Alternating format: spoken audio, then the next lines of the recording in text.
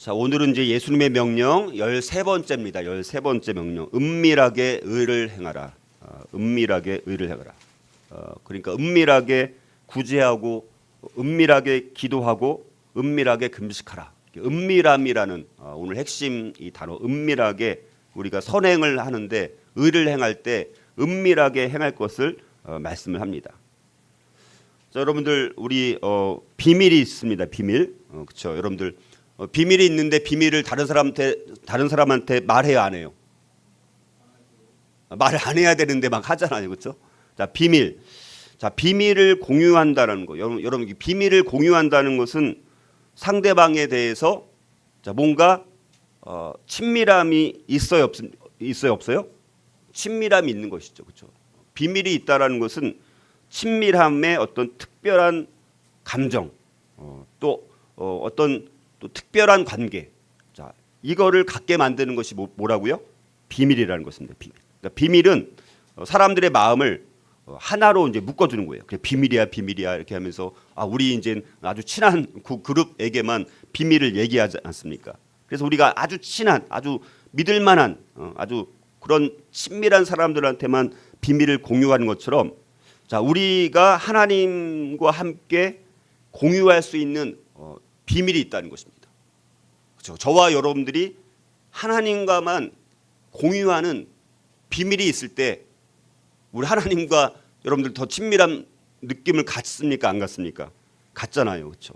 그래서 우리가 하나님과 비밀의 관계를 갖는 우리 그리스도인이라는 어떤 특별한 하나님과의 관계 속에서 비밀을 통해서 우리가 느끼는 특별한 감정이 있을 수 있다는 것입니다. 자, 그래서 그게 이제 그 예가 오늘 마태복음 6장 1절에서 18절 이 말씀 전체에서 나오는 게 하나님께서는 우리에게 뭐라고 말씀하시냐면 크게 은밀하게 구제를 하라. 은밀하게 기도를 하라. 은밀하게 금식을 하라라는 명령을 하고 계신 거예요.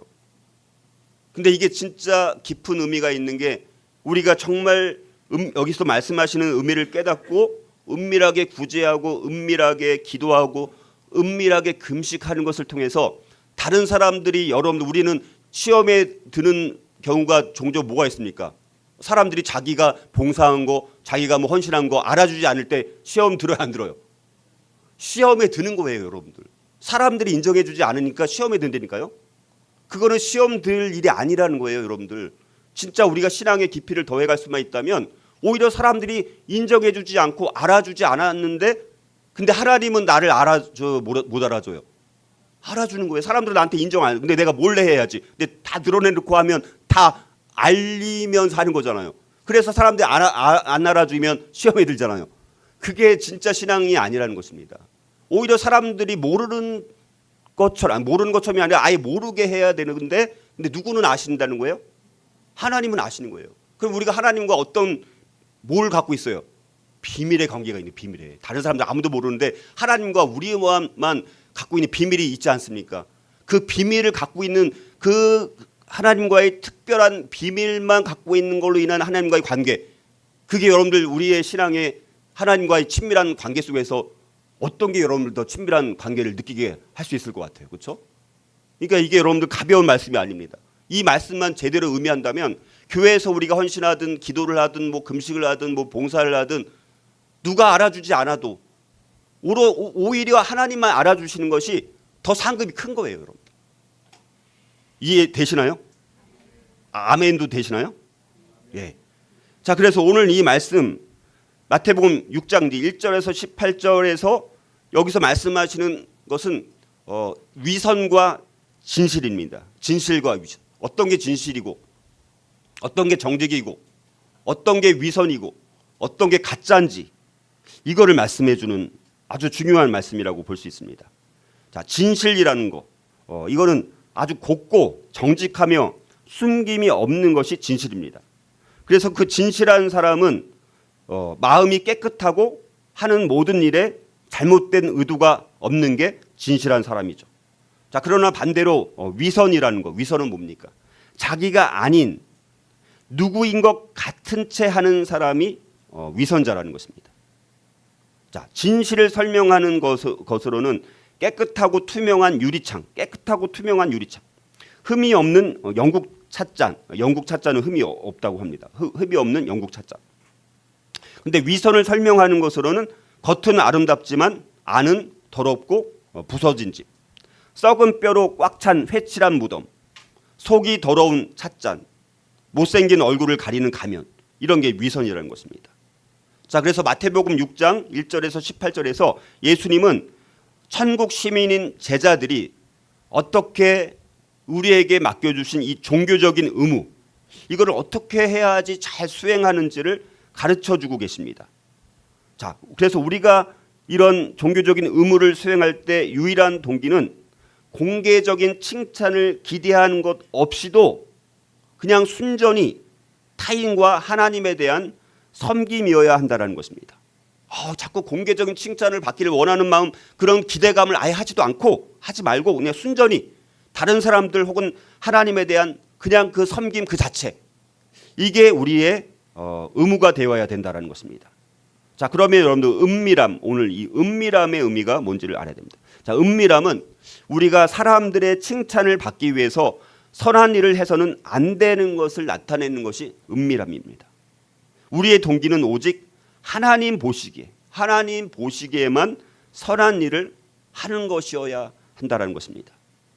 예수님께서는 은밀하게 구제한 것과 또 바리새인들 서기관들이 사람들의 관심과 칭찬을 받기 위해서 가시적인 방법으로 선을 행하는 것을 완전히 대조시키고 계시다라는 것이죠. 우리가 선한 일을 할 때 잘못된 동기를 갖고 하기가 너무 쉽습니다. 동기가 중요한 거예요. 선한 일 자체가 중요한 게 아니라 동기가 중요한 거잖아요. 잘못된 동기를 가지고도 얼마든지 선한 일을 얼마든지 많이 할 수 있습니다. 그래서 다른 사람들이 그 선한 일을 하는 것처럼 보일 수는 있다는 것입니다. 예수님 시대 때 이 바리새인들은 바로 이런 좋은 잘못된 동기를 갖고 선한 일을 행한 그런 예에 해당된다는 것입니다. 자, 바리새인들 서기관들 같은 사람들은 많은 선한 일들을 했지만 하나님의 인정보다는 사람의 칭찬을 얻는 것에 초점을 맞추는 거예요. 선한 일을 많이 합니다. 근데 그 초점이 뭡니까? 사람들의 칭찬을, 명성을 얻기 위해서. 오늘날 이 교회, 우리 교회 성도님들은 없지만 많은 교회, 많은 사람들이 이 선한 일들을 하지만 사람들의 칭찬을 얻기 위해서 초점을 맞춰서 선한 일을 행하다가 근데 시간이 지나서 사람들이 자기를 알아주지 못하고 인정해주지 못하면 거기서 시험에 들고 또 다른 어디서 또 칭찬받을 만한 또 교회로 가서 자기가 또 의를 드러내고 또 이렇게 하는 그런 경우가 참 많다라는 것입니다. 자, 그래서 예수님께서 계속해서 비난하신 것은 바로 위선이라는 것이죠. 이 위선. 자, 그래서 이 오늘 살펴보는 이 진실이라는 이 정직의 규범에 여기서 살펴보는 내용은 자, 하나님 나라 백성이 소유한 진실, 하나님 나라 백성들이 갖고 있는 진실과 정직이라는 것과 바리새인 서기관들이 소유한 위선이라는 이 두 가지를 특별한 예를 들어서 말씀을 해주신 것입니다. 그래서 하나님을 기쁘게 하는데 정직히 행한 자는 은밀히 행하는 자라는 거예요. 그러나 하나님을 기쁘게 하는데 위선을 행한 자는 나타내 보이고 드러내는 자라는 것입니다. 자, 그래서 예수님께서 마태복음 6장 오늘 1절에서 18절에서 하신 말씀에서 정직한 자가 은밀히 행해야 할 세 가지를 예를 들어서 말씀하는 거예요. 가장 대표적인 게 그게 바로 구제라는 영역에서, 기도라는 영역에서 금식할 때 은밀하게 하라고 말씀을 하시는 것입니다. 근데 만약 예수님께서 사람들이 다 보는 데서, 그러니까 사람들이 다 보는 데서 구제와 기도와 금식을 계속하면서 다른 사람의 평가에 신경 쓰지 말고 오직 하나님의 평가에만 관심을 집중하라고 하셨다라면 예수님의 가르침은 사실은 비현실적인 가르침이 될 수 있습니다. 그러니까 사람들이 다 보는 데서, 사람들이 다 보는 데서 내가 구제를 하거나 기도나 금식을 하면 어떻게 돼요? 사람의 자꾸 의식을 해요, 안 해요? 할 수밖에 없는 거잖아요. 그러면서도 은밀하게 구제하고 기도하라 금식하라고 하면 비현실적인 가르침이 될 수가 있는데, 그래서 은밀한 곳에서 행하면, 그러니까 그런데 너희들이 은밀한 곳에서 구제를 하거나 은밀한 곳에 은밀하게 기도를 하거나 은밀하게 금식을 한다라면 다른 사람들한테 신경을 쓸 필요가 있어요, 없어요? 없는 거예요, 없는 거. 와, 이게 얼마나 정말 너무너무 쉬운데도 우리가 이거를 잘 깨닫지 못한 말씀, 저에게는 그랬던 것 같아요. 자, 그래서 이렇게 그런데 하면 은밀한 곳에서 은밀하게 이런 구제와 기도와 금식을 하게 된다면 오히려 그것을 통해서 우리는 영적인 성장을 더 하게 됩니다. 와, 참 이게 복음은 역설적인 원리가 있는 것입니다. 우리가 누구에게 보이기 위해서, 관심을 갖기 위해서, 칭찬을 받기 위해서 을을 향하면 영적인 성장은 오히려 안 되고 더 도태되는데, 오히려 퇴보하는데, 은밀하게 구제하고 은밀하게 기도하고 은밀하게 금식을 하면 하나님과에게만 관심을 갖고 하나님과의 그런 어떤 평가에만 집중을 하다 보니까 영적인 성장을 더 하게 되는 거예요. 주님과 친밀한 교제로 우리의 마음을 오히려 이끌어주는 거예요. 다른 사람 알아주지 않아도 하나님은 아시니까. 그래, 이 비밀 하나님과 나만 공유하고 있어. 다른 사람들은 아무도 몰라. 오히려 그게 나한테는 큰 기쁨이 되는 거예요. 왜? 하나님과 나만의 비밀을 갖고 있는 거니까. 이 은밀한 일을 행한 것을 하나님만 아시는 거예요. 다른 사람들은 몰라요. 그럼 그 비밀을 갖고 있다는 그거 하나로 우리는 주님과 더 친밀한 관계로 나아갈 수가 있게 된다는 것입니다. 그래서 우리 거룩하신 하나님 아버지께서는 우리가 그래서 순수한 동기로 선한 일들을 하기를 원하시는 분이시라는 거예요. 그렇게 할 때 우리는 오히려 하나님의 인정과 칭찬을 얻을 수 있다는 거예요. 이게 오늘 진짜 핵심이라고 할 수 있습니다. 자, 그래서 우리가 이 세 가지를 한번 그러면 조금 더 자세하게 살펴보도록 하겠습니다. 이 구제함이라는 게 뭔지. 자, 그래서 은밀하게 의를 행하려면 구체적으로 어떻게 해야 되느냐. 자, 첫 번째는 제가 좀 길어서 오늘 그리고 말씀 제가 더 늦게 준비하다 보니까 주보에는 못 넣었는데, 첫 번째는요, 자신의 영광을 드러내는 수단으로 구제해서는 안 되고 진정한 사랑의 동기로 사람들의 시선이 하나님께로 향하게 해야 되는 거예요. 구제를 내가 아주 몰래 내 영광을 드러내고 다른 사람들한테 칭찬을 받고 관심을 받기 위한 수단으로 내가 구제하는 것이 아니라 진정한 사랑의 동기를 갖고 있다라면 사람들의 시선이 내가 구제한 걸로 인해서 그 구제받은 사람이 나한테 관심을 갖는 것이 아니라, 야, 이거는 내가 알지 못하는 누군가 나한테 구제를 해준 거예요. 그럼 그 사람은 하나님을 조금이라도 안다라면, 야, 이거는 하나님께서 어떤 사람을 통해서 나를 구제해 줬구나. 그러면 그 사람의 시선이 누구에게로 향하게 되는 거예요? 하나님께로 향하게 되는 거잖아요. 구제를 내가 도와준, 내가 자설 베푼 나한테 관심을 갖는 게 아니라 우리가 그렇게 구제를 해야 되는데 우리는 항상 누굽니까? 항상 그래서 우리 자선 한 거 이렇게 보면 거기 다 뭐가 나와요? 명단에 나오잖아요. 누가 뭐 했다. 다 자기 이름, 자기 명성을 드러내려고 자선을 하는 거예요. 근데 성경에서 말씀하는 이 구제라는 것은 그렇게 해서는 안 된다는 것을 말씀하는 것입니다. 오늘 그래서 마태복음 6장 1절에서 4절에서 그 말씀이 주어지는 것 아닙니까? 같이 한번 1절에서 4절 천천히 한번 읽어보겠습니다. 1절에서 4절. 자, 시작. 사람에게 보이려고 그들 앞에서 너의 의를 행하지 않도록 주의하라. 그리하지 아니하면 하늘에 계신 너희 아버지께 상을 받지 못하느니라. 그러므로 구제할 때 외식하는 자가 사람에게서 영광을 받으려고 회당과 거리에서 하는 것 같이 너희 앞에 나팔을 불지 말라. 진실로 너희에게 이르노니 그들은 자기 상을 이미 받았느니라. 너는 구제할 때 오른손이 하는 것을 왼손이 모르게 하여 내 구제함을 은밀하게 하라. 은밀한 중에 보시는 너희 아버지께서 갚으시리라. 참 여러분들, 세상적인 가치관의 원리와 우리 복음의 이 예수님의 가르침의 원리는 너무너무 다르지 않습니까? 이것이 우리가 그래서 예수님을 우리가 따르는 것이 얼마나 복된 건지를 우리가 깨달아야 됩니다. 구제라는 것은 뭐냐? 자비를 갖고 불쌍한 사람들을 긍휼히 여기며 그들에게 필요한 것을 주는 게 구제입니다. 구제라는 것은. 그래서 예수님께서는 제자들한테 누가복음 12장 33절 34절에 보니까 너희 소유를 팔아 구제하여 낡아지지 아니하는 배낭을 만들라. 곧 하늘에 둔 바 다함이 없는 보물이니 거기는 도둑도 가까이 하는 일이 없고 좀도 먹는 일이 없느니라. 너희 보물 있는 곳에는 너희 마음도 있으리라. 이렇게 말씀합니다. 하나님께서는 올바른 태도를 가지고 구제하는 자들을 하나님은 주목하십니다. 자, 베드로가 복음을 전했던 이방인 백부장 고넬료가 바로 그런 사람이었습니다. 하나님은 그 백부장에 대해서 이렇게 말씀합니다. 사도행전 10장 2절 4절. 그가 경건하여 온 지방과 더불어 하나님을 경외하며 백성을 많이 구제하고 하나님께 항상 기도하더니 뭐 이렇게 말씀하고 있습니다. 그 구제하는 것을 하나님께서 아신다는 것입니다. 바울은 공경에 처했던 예루살렘 성도들을 돕기 위해서 이방인 교회들로부터 헌금을 모금해가지고 그들에게 도움을 주었습니다. 그거를 구제라고 말씀합니다. 사도행전 24장 17절에 여러 해 만에 내가 내 민족을 구제할 것과 구제라고 말씀을 하고 있습니다.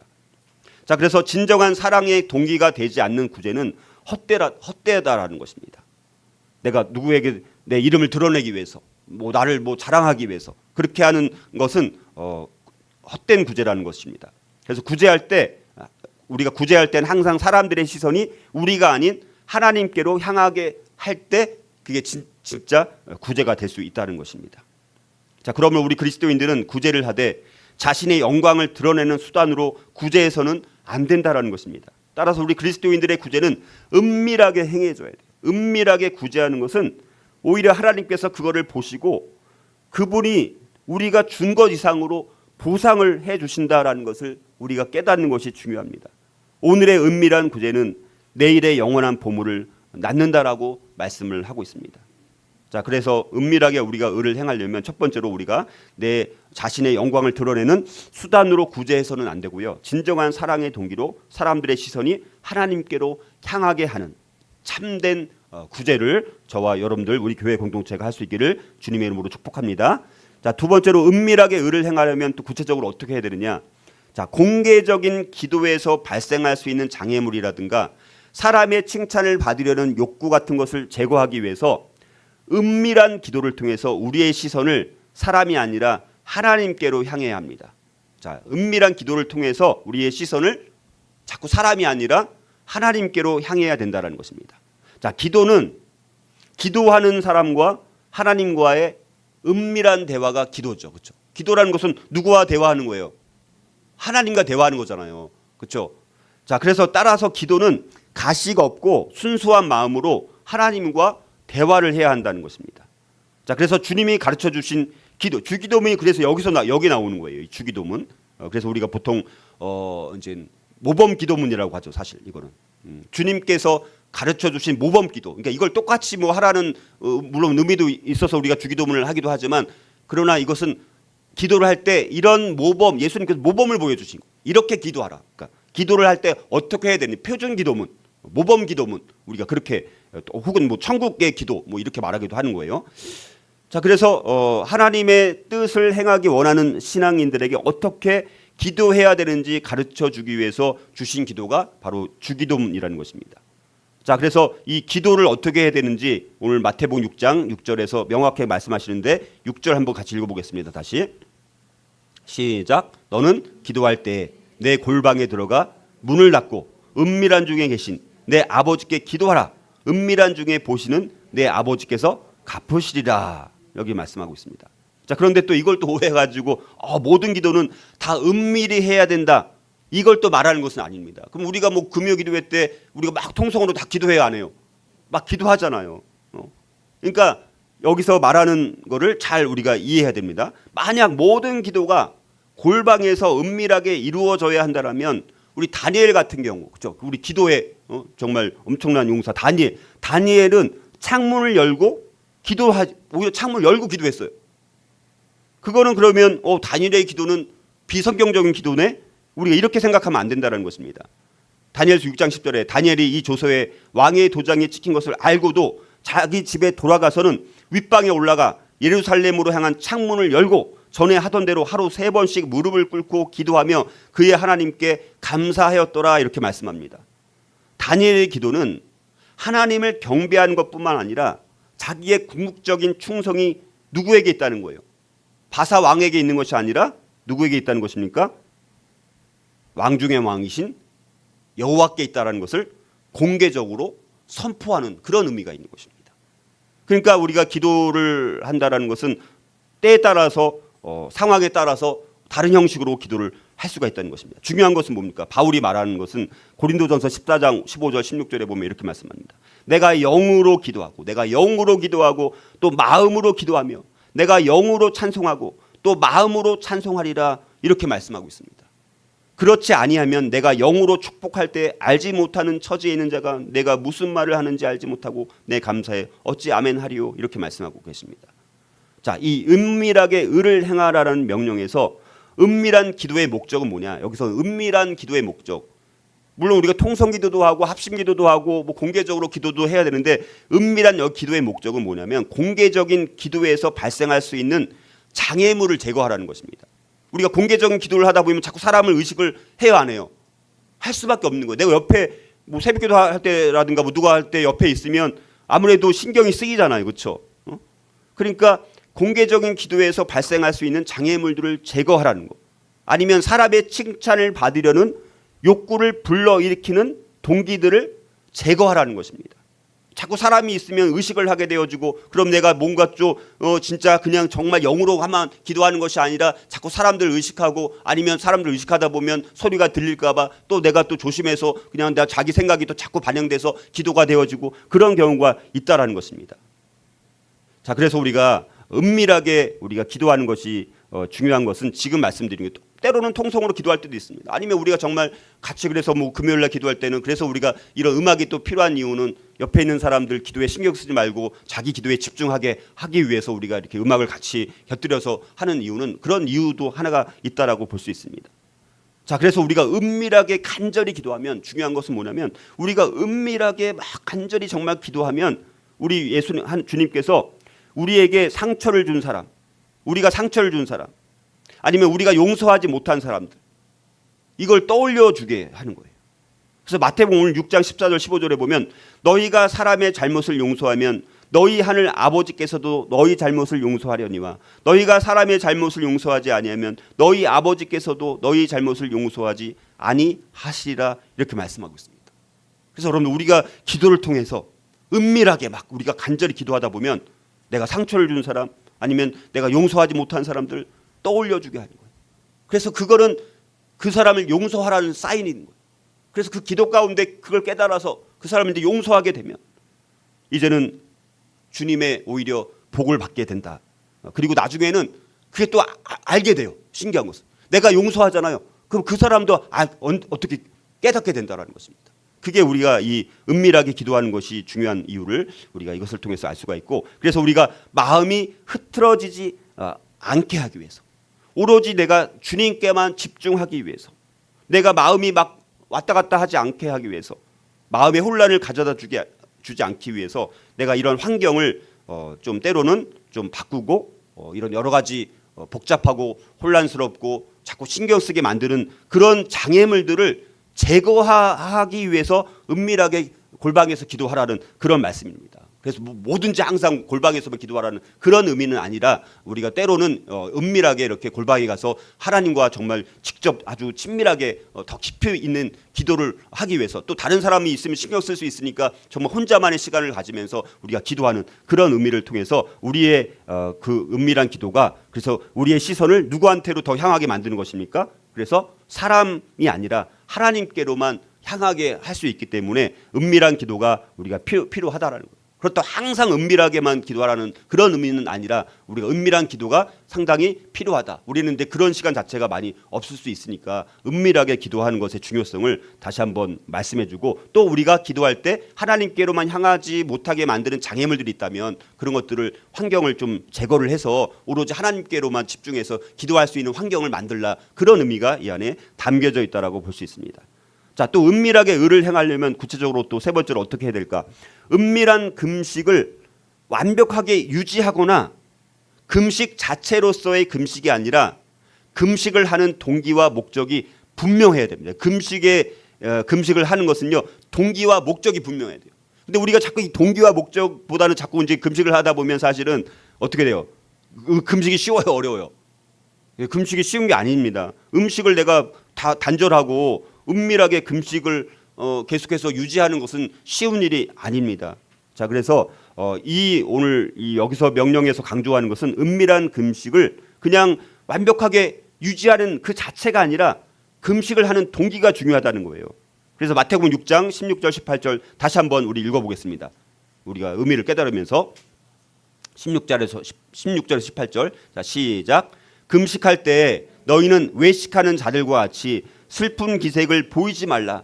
그들은 금식하는 것을 사람에게 보이려고 얼굴을 흉하게 하느니라. 내가 진실로 너희에게 이르노니 그들은 자기 상을 이미 받았느니라. 너는 금식할 때 머리에 기름을 바르고 얼굴을 씻으라. 이는 금식하는 자로 사람에게 보이지 않고 오직 은밀한 중에 계신 내 아버지께 보이게 하려 함이라. 은밀한 중에 보시는 내 아버지께서 갚으시리라. 이렇게 말씀합니다.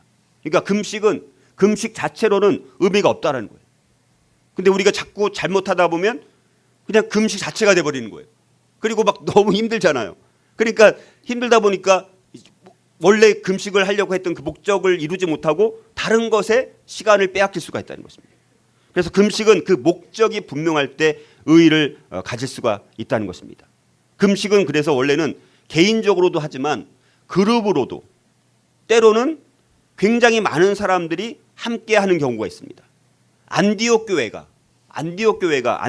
지도자들은 그룹으로 모여서 금식하고 기도했습니다. 그래서 그 금식을 통해서 바울과 바나바를 선교사로 파송하는 일들이 있었습니다. 그때 금식을 했다라고 합니다. 근데 금식은 뭡니까? 사도행전 13장에 나오는 내용인데요. 사도행전 13장에 보면 근데 이 금식 그 자체가 목적인 경우는 없는 거예요. 그렇죠? 금식 자체가 목적이 아니잖아요. 금식을 통해서 지금 이제는 사도행전 13장에 보면 이제는 하나님께서 이제 기도를 통해서 금식을 통해서 이제 같이 예배와 그러니까 금식은 항상 뭐와 같이 하냐면요. 예배와 기도가 함께합니다. 예배와 기도. 근데 이제 뭡니까? 금식을 통해서 우리를 음식 때문에 아니면 정신을 뭐 산란하게 하는 다른 것들을 철저하게 제거하면서 집중적으로 육체적인 쾌락을 이겨내고 하나님으로부터 영적인 감동을 받기 위해서 뜨거운 마음으로 우러나오는 자발적인 금식 이거를 하니까 이제는 그 모든 공동체가 함께 금식하면서 기도하니까 이제 누굽니까? 바나바와 이제 바울을 이제 선교지로 이제 보내는 그런 일들을 모든 공동체가 함께 깨달은 거예요. 함께 예배를 드리면서 함께 기도하면서 금식까지 같이 곁들여서 하니까 이제 하나님의 음성을 모든 공동체가 다 함께 들어서 결국 바울과 바나바를 이제는 선교사로 파송하는 일들이 있게 된 것을 보게 됩니다. 자, 그래서 이 은밀하게 의를 행하기 위해서 은밀한 금식은 그냥 금식이라는 것은 그냥 은밀하게 내가 금식을 그냥 그 금식 자체를 나는 뭐 5일 동안 뭐 진짜 잘 아무것도 안 먹고 정말 이겨냈어. 막 이거에 우리 관심을 갖는 게 아니라 그런 금식 자체로서의 금식이 아니라 금식을 하는 동기와 목적이 정말 무엇인가. 거기에 초점을 맞춰야 되고 그래서 뭐 지나치게 막 오래 하는 것도 물론 의미가 있을 수 있지만 저도 이렇게 경험을 해보면 오래 하면 오히려 막 너무 힘들다 보니까 기도에도 집중 못하고요. 오히려 이 좀 역부족도 있긴 있는 거예요. 그러나 할 수만 있다면 우리가 진짜 그 금식의 목적과 동기를 분명히 갖고 한다라면 근데 그건 기도를 통해서 또 예배를 통해서 분명히 어떤 하나님의 어떤 더 확실한 분명한 음성을 우리가 들을 수 있지 않을까라는 것. 그래서 금식은 동기와 목적이 분명히 하는 것이 중요하다라는 것입니다. 자, 그래서 우리가 진실한 사람, 정직한 사람은 대중 앞에서 자기를 보이려고 지금 말씀드렸던 세 가지 일 이거를 하지는 않는다는 것입니다. 그러나 이런 사람들은 은밀하게 보시는 하나님 앞에서 하는 우리가 은밀하게 구제를 하고 은밀하게 기도를 하고 은밀하게 금식을 하는 것 누구 앞에서? 은밀하게 보시는 하나님 앞에서. 하나님이 보시니까. 하나님과 나의 비밀을 갖고 있는 그런 모습으로 우리가 이렇게 은밀하게 우리가 구제하고 기도하고 금식할 수 있다면 우리는 하나님과 그 비밀을 갖고 있는 것 때문에 더 기뻐할 수 있는 거예요. 오히려 사람들이 알아주지 않는 게 나한테는 기쁨이 되는 거예요. 자, 그런 영적인 성숙으로 우리가 가야 된다라는 것입니다. 그런데 위선자들은 어떻습니까? 이런 일들을 사람들이 보는 앞에서 하는 것을 좋아한다는 거예요. 그래서 우리는 여기서 교만에 대한 시험을 우리가 부딪히게 되는 것입니다. 하나님의 영광보다 사람의 영광을 찾게 하는 시험이 우리 가운데 있잖아요. 그렇죠? 예수님께서도 사역을 시작하기 전에 광야에서 똑같은 시험을 당하지 않으셨습니까? 예수님은 성전 시험에서 교만의 시험을 받지 않으셨습니까? 정직한 사람은 하나님을 기쁘게 하려고 하는 자이고 위선자는 사람을 기쁘게 하려는 자라는 것입니다. 정직, 진실의 규범을 잘 이해한 사람은 필요할 때마다 은밀하게 기도와 금식과 또 구제를 하는 사람들이라는 것입니다. 그리고 오로지 하나님께 영광을 돌리는 자라는 것입니다. 그래서 산상수훈에서 예수님은 그 주님의 나라 백성들에게 어떻게 이 위선을 피할 수 있는지 그거를 가르쳐 주신 거예요. 진실과 정직의 비밀은 사람을 기쁘게 하지 않고 하나님을 기쁘게 하는 데 있다는 것입니다. 어떻게 자신이 위선을 우리가 피할 수 있습니까? 사람보다 하나님을 기쁘시게 하는 삶이라는 것입니다. 그래서 은밀한 우리의 헌신은 다른 어떤 것보다도 하나님과의 관계에 집중하도록 만드는 거예요. 우리가 은밀하게 헌신한다. 이게 이제 구제가 되든 뭐 기도가 됐든 금식이 됐든 이것은 뭡니까? 은밀하게 할 때는 누구와의 관계에 집중하게 만든다고요? 하나님과의 관계에 집중하게 만들어서 그 진짜 구제와 진짜 그 기도와 그 진짜 금식의 목적을 달성하게 되는 거예요. 그게 상을 잃지 않는 것입니다. 오히려 그게 상을 더 받는 것입니다.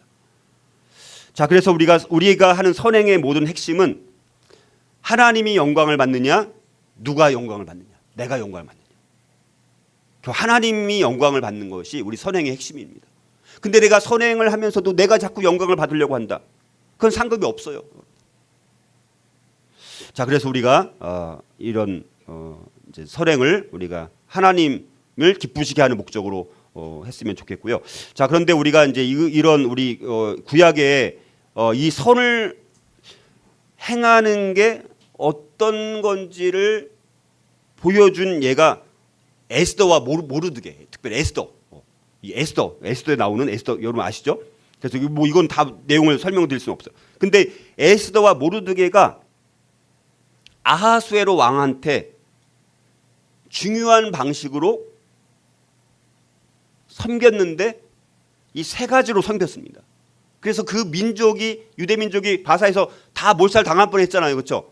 거기서 살아남을 구원 얻었잖아요, 그렇죠? 유대인들이 다 죽을 뻔했다가 근데 여러분 거기 보니까 은밀한 구제, 은밀한 기도, 은밀한 금식 이 세 가지가 배경이 된다라는 사실입니다. 오늘 이 예수님께서 말씀하신 마태복음 6장 1절 18절에 있는 내용이 에스더가 한 일입니다. 구약에 그런 예가 있는 거예요. 그래서 이 에스더와 모르드게는 먼저 주고 기도하고 금식을 합니다. 자, 첫 번째로 에스더는 아하수에로의 왕과의 결혼 생활을 통해서 에스더가 할 수 있는 모든 방법으로 그 왕한테 헌신을 했습니다. 또 모르드게는 매일의 스케줄을 왕과 에스더의 안위를 보살피기 위해서 자기의 모든 스케줄을 거기에 맞춰서 조정을 하는 헌신을 한 거예요. 그리고 그러던 중에 그렇게 정말 왕의 스케줄, 에스더의 안위를 잘 보살피기 위해서 모든 삶을 조정해서 거기에 맞추다 보니까 나중에 어떻게 됩니까? 거기 왕을 죽이려는 음모를 발견하게 돼요. 와, 이 모르드게가 왕을 죽이려는 음모를 발견해서 에스더를 통해서 왕에게 알리게 됩니다. 자, 그래서 그의 선행은 왕실의 공식적인 문서와 궁중 일기에 기록되어지게 되어지고요. 나중에 모르드게가 높은 지위에 오르는 수단이 되는 것을 보게 됩니다. 자, 그런데 이 모르드게와 에스더가 바사 왕국에 있는 또 유대인들을 모두 죽이려는 이 하만의 또 악한 음모를 알았을 때 이들이 한 거는 뭡니까? 간절한 기도를 하고 금식하는 데 전념했다라는 것입니다. 자, 그래서 에스더는 모르드게한테 이렇게 말합니다. 에스더 4장 16절에 당신은 가서 수산에 있는 유다인을 다 모으고 나를 위하여 금식하되 밤낮 3일을 먹지도 말고 마시지도 마소서. 나도 나의 시내와 더불어 이렇게 금식한 후에 규례를 어기고 왕에게 나아가리니 죽으면 죽으리다 하니라. 죽으면 죽으리다. 지금 막 그 하만의 계교 때문에 다 죽을 뻔하는 상황에서 이제 죽으면 죽으리다. 그 대신 이제 금식을 철저하게 하라는 거예요. 기도하라는 것입니다.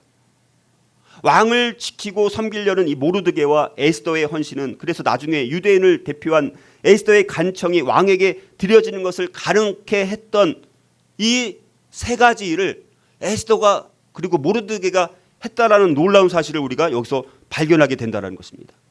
자, 그래서 여러분들 그러기 위해서 우리가 좋은 성품으로 선을 행하는 것이 되게 중요합니다. 여러분, 하나님은 에스더에게 아주 아름다운 외모를 주셨어요. 성경은 이 에스더가 용모가 곱고 아름답다라고 말씀하고 있습니다. 자, 그런데 문제는 분별력이 없는 아름다움은 아무 쓸모가 없습니다.